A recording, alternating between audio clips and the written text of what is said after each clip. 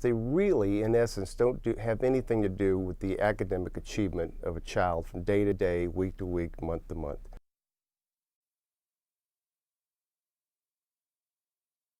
They simply are a way to measure a child on a multiple choice test at the end of the year that compares these kids from one kid to another. That score could be significantly low. And in fact, when you really pull down the covers, this child has grown 1-2 years worth of growth in reading and math. The tests don't show that. The test writers who write these standardized tests have a huge advantage over third graders, 8th graders, 10th graders. They write the test to get a predicted, a very, very accurate, predictable fail rate. And that disturbs me greatly. Before the pencil touches the bubble on a standardized test, those kids basically, we know that 35 to 45% of our kids are going to fail that test.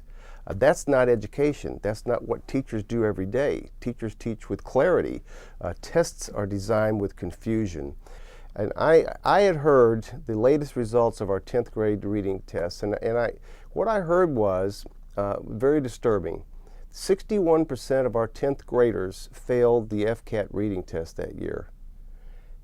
We had even set goals as a board to, in 2 years, to have half of our kids reading at grade level, and I just knew that wasn't true. I knew it wasn't true, it couldn't be true that many kids weren't able to read appropriately.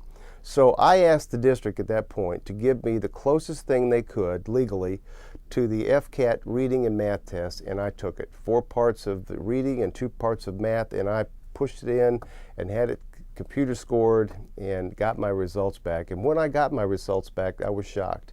I was shocked that I did very poorly on the math test. I did poorly on the reading test. That test labeled me as a poor reader. And I have a couple of master's degrees, and I've been re-elected 4 times, and I teach 39 graduate courses at 6 universities in this country, and I've been labeled that. And I knew then there was something really wrong with that particular test. So I began researching it. And a friend of mine talked me into putting that score, because I was really nervous about it, but he said, "Rick, you need to put that in the newspaper and advertise that as an elected official that took the test and scored poorly." And after about 4 months of persuading me, I finally let him write a story in the Washington Post about that. And much to my surprise, I had no idea what was coming. That particular post went viral, and 1.3 million people looked at it in 48 hours. And my email lit up. I started getting phone calls. I was on NPR stations. My mug was on TV shots all over the news. I was America's dumbest board member overnight. And there were a lot of people who really saw it that way. They saw me, they took that test score and labeled me as a poor reader, in spite of the fact that I've accomplished all my lifetime goals, really, my career goals. And so then it just added fuel to the fire. But there was an equal number and even more who really respected me for doing it. And I became a hero in some people's eyes, as well as the goat in other people's eyes, and I got fascinated with it. So I then began trying to find my comrades, and I went into the high schools and tried to find where are these kids that flunked this test. And here's what I found.